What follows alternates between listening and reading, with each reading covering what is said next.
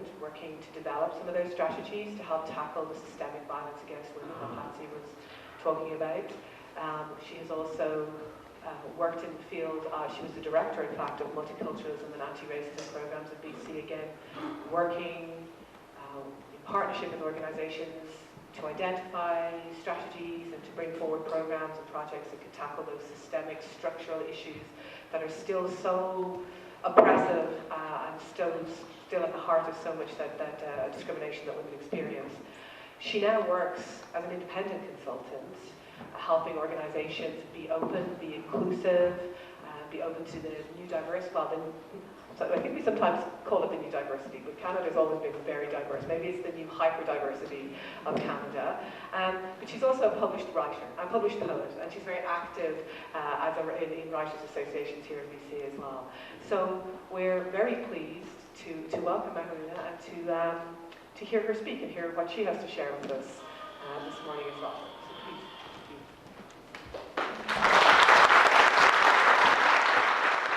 Thank you very much. Thank you for inviting me today, and happy International Women's Day. It's a privilege and honor to be here today with all of you. I have a lot of stories. I'm a storyteller, I'm a spoken word artist, and sometimes you have to put a cap on me to keep me on time. I also like to acknowledge that we are on the unceded traditional territory of the Coast Salish peoples. I'd like to thank the Coast Salish peoples for welcoming me and my family to be a part of this land and to be a part of the history and the future alongside them. I'm here to challenge us all today. I'm a woman, and the history of women is to be provocative and to make change and inspire change. So I'm going to tell everybody here, drop the political correctness. Be provocative. If you can't be provocative today, if you can't drop that political correctness today, we're not going to move forward to build a society where we all feel like we belong. So when I'm standing here in front of you, I'm going to ask you some questions, and I want you to say what comes first to your mind. What does diversity mean to you when you see me standing here in front of you? Shut it out. I am not going to be offended. I'm just as vulnerable as you are by asking these questions. So I would appreciate your authentic, honest reaction. What do you see in terms of my diversity in front of you? Fashionable. Fashionable.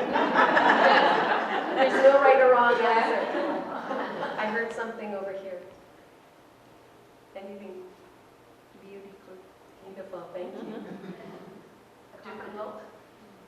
Thank you. Color of your skin. Yes, thanks. Learning. Self-confidence. Self-confidence, learning. Mysterious in your face. Thank you, thank you. Wearing trousers. Wearing trousers. Yeah. What do you think is my identity? Sorry? Muslim woman. Muslim woman. Muslim faith. Muslim faith.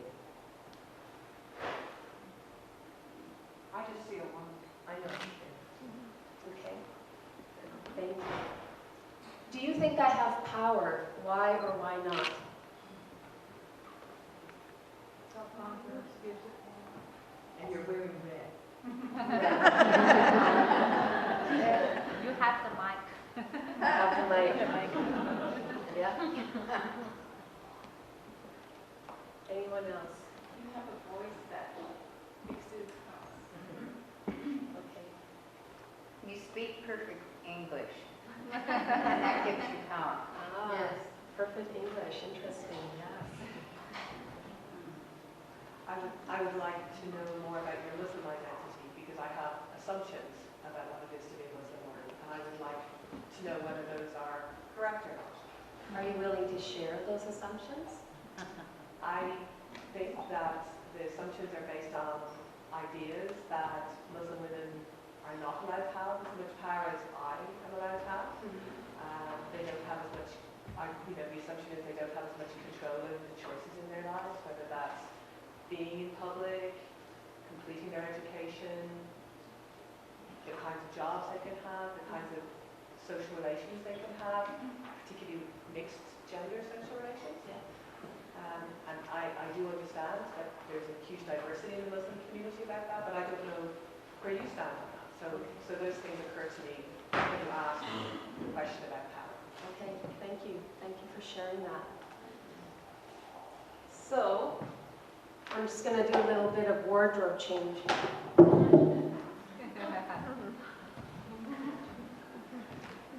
And like I said, I'm just as vulnerable as you are. This is not a strip show. I have a lot of respect for my hijab.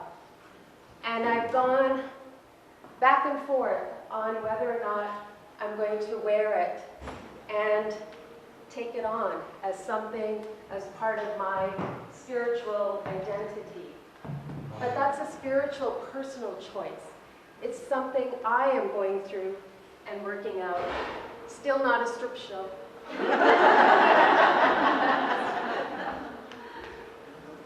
Okay, and I need a glass of water. Now, what do you see? What does diversity mean to you now?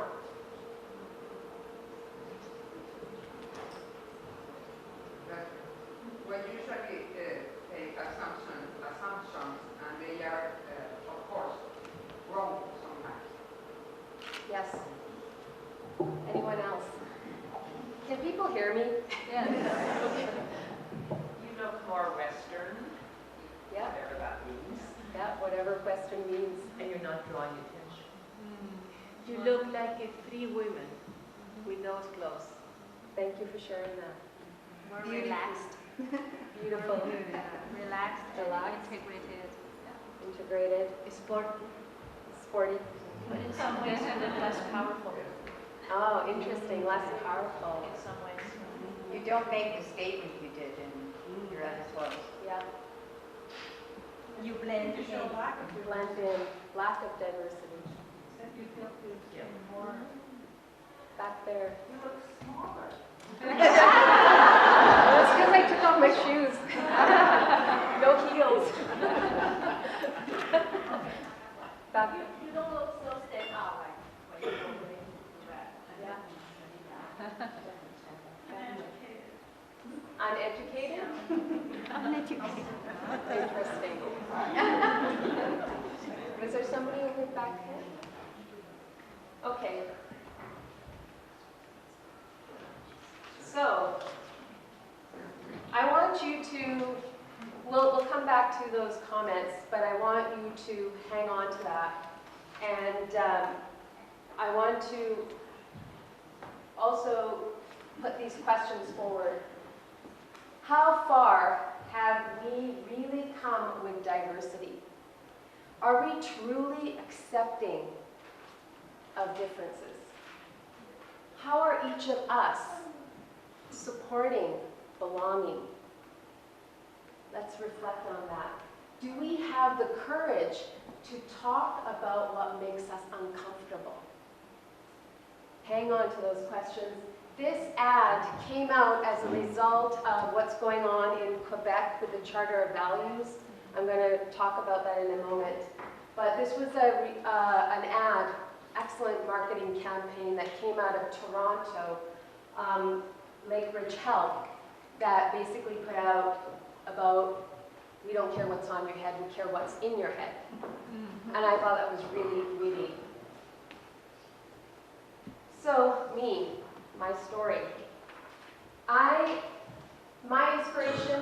inspiration comes from my family, my parents, and my history. My mom and dad, they've lived in Canada, my father over 50 years. My father survived partition in 1947, partition of India, divided to Pakistan, and he was 10 years old, and his village, himself, his family, they were forced to flee to Pakistan, from India to Pakistan. At age 10, my father saw people kill each other in the name of religion, in the name of culture. He saw communal violence and class caste discrimination. My mom was born in East Africa, in Nairobi. Her parents left India before partition.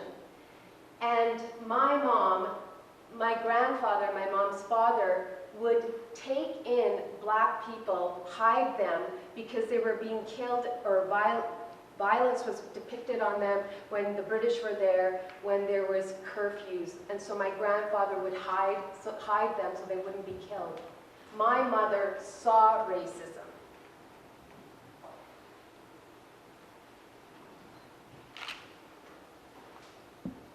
Fast forward, my father landed in Victoria in 1957. He hated it.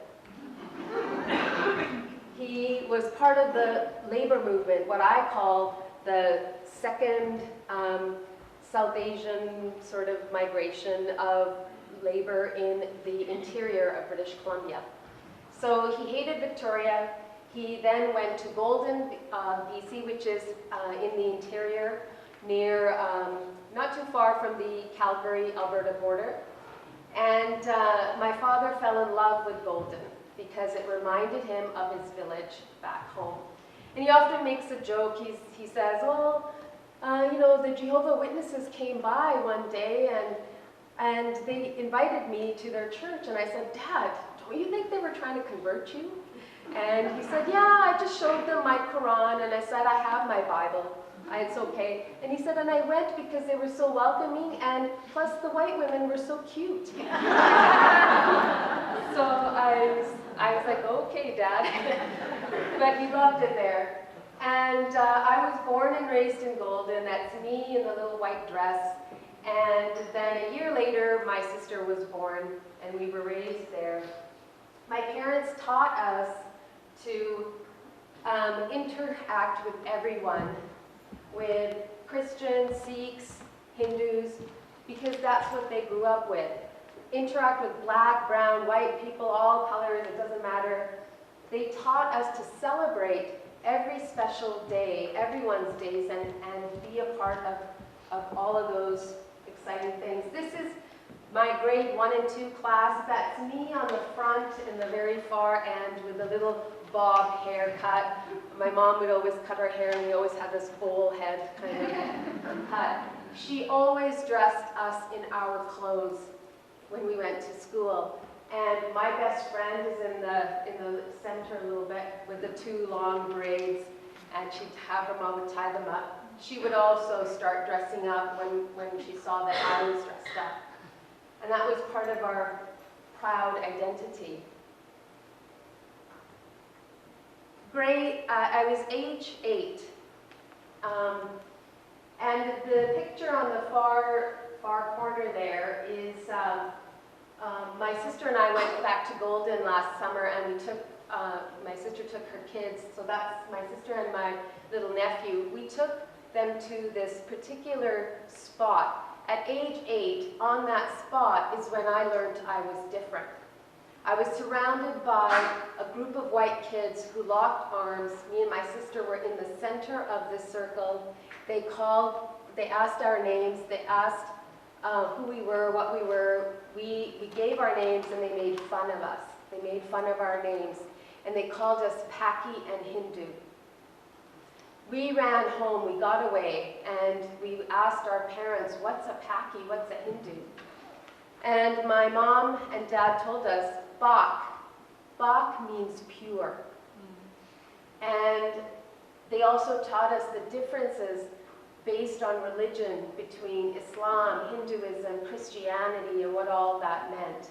My mom was a little bit funny. She always has these funny ways of dealing with things. I call them strategies.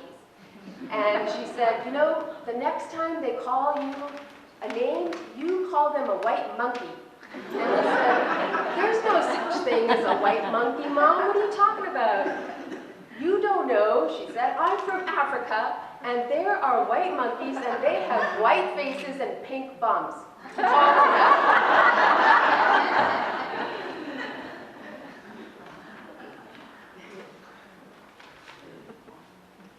So I grew up, went to university, and because I was taught to interact, this is a picture at University of Victoria. I was part of an international club. I was a co-president of an association of international students.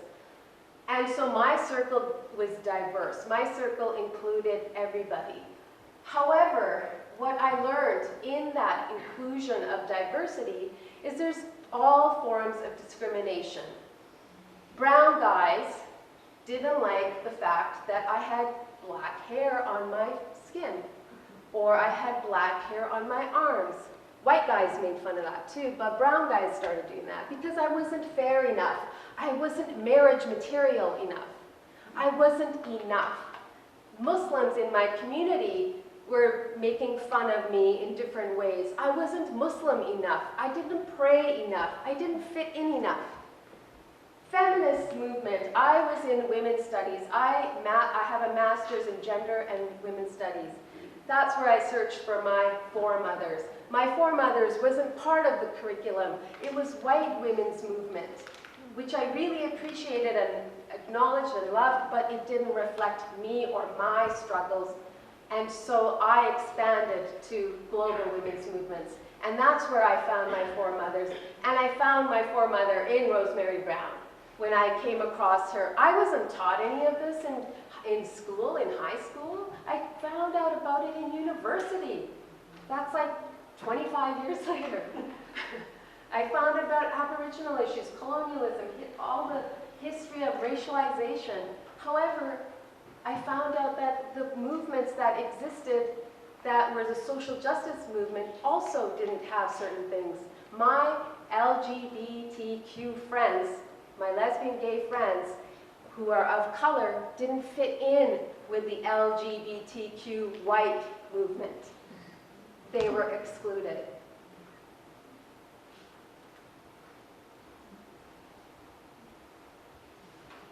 So, we are here today with the proposed charter in Quebec. Now, that charter just fires me up, okay? Civil service, government employees won't be allowed to wear overt religious symbols at work. Niqab is the face covering. Burqa is the long robe. This is what some Muslim women wear. Hijab is what I was wearing.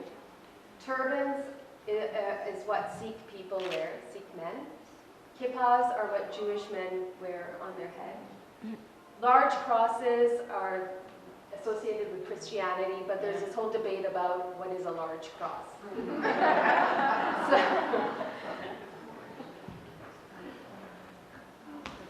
So when we have the Charter of Quebec, right, what I am looking at is, it's not over there, it's not Quebec is over there.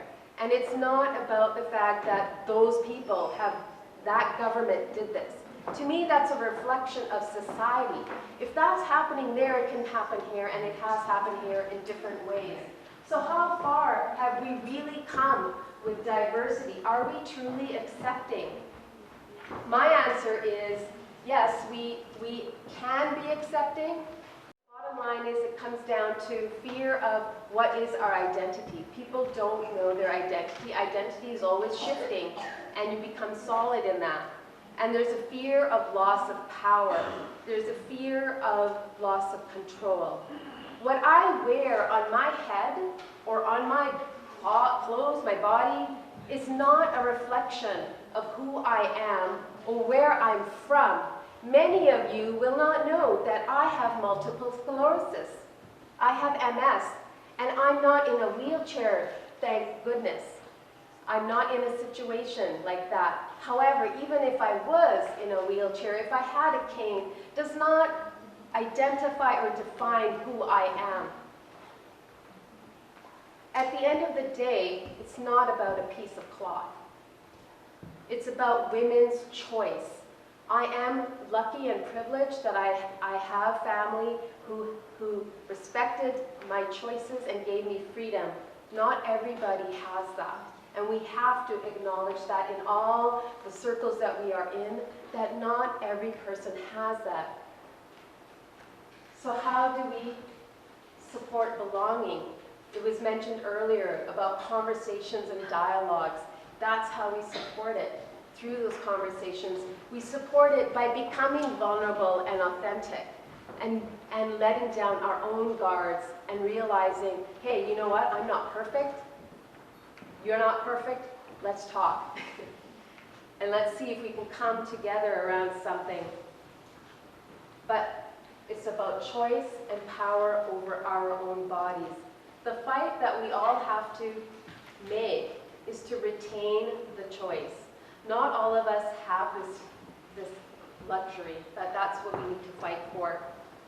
I'm really reflective about the whole Charter of Values because I've talked to some of my own Muslim friends. And I have some Muslim friends who have said they would like to see that government intervention. And I get shocked and I'm like, what about choice?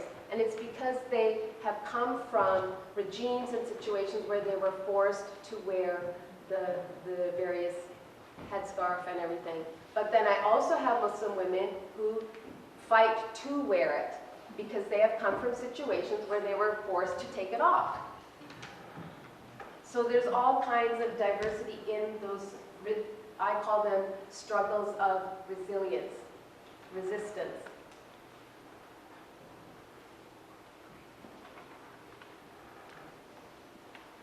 So this is my circle of friends now. Somebody from Iran, somebody from France, who's Algerian, somebody from the UK, Egypt, Holland, and China. And what brings us together is around shared values. Although I've experienced racism and discrimination and sexism from all kinds of people, at the end of the day, for me personally, I drop the labels. I don't define myself anymore as a person of color, a visible minority, a South Asian woman, or this or that, immigrant, whatever. I say I'm a human being, and I look to connect with people on a human level. And if you can connect with me at a human level, power to us. It was mentioned earlier about signing a petition. I work on moving forward, on finding what those shared values are. And to me, the shared values are fighting poverty, fighting food security, fighting homelessness.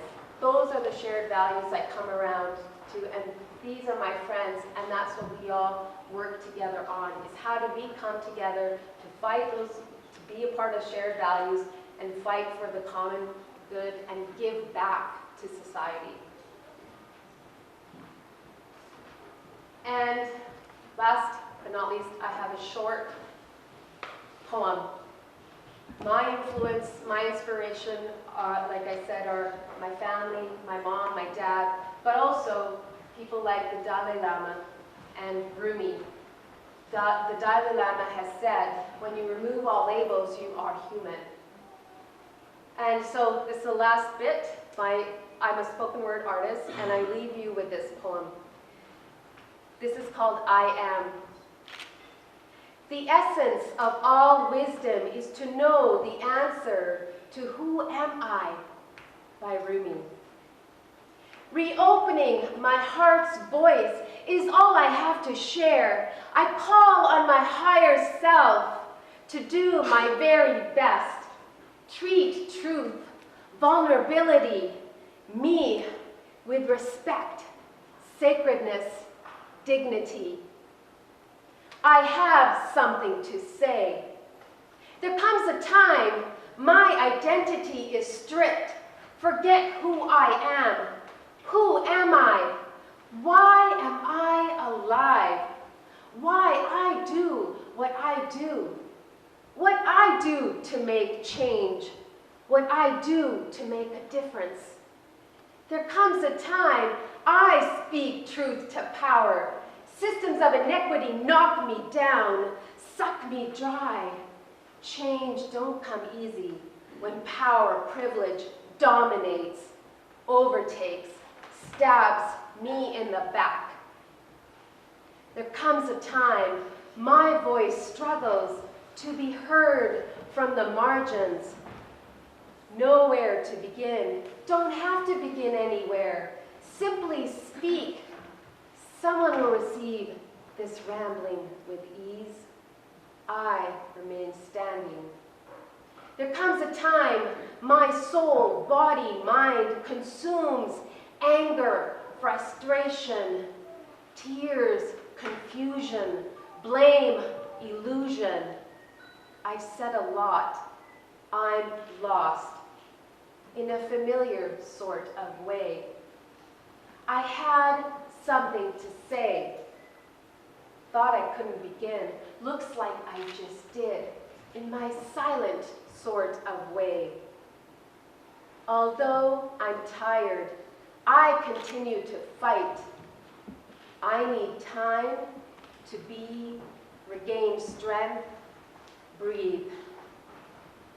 I am here in your face. No fear, no disgrace. Now I know who I am. I am strong, courageous, free. I am on the verge of me. Thank you.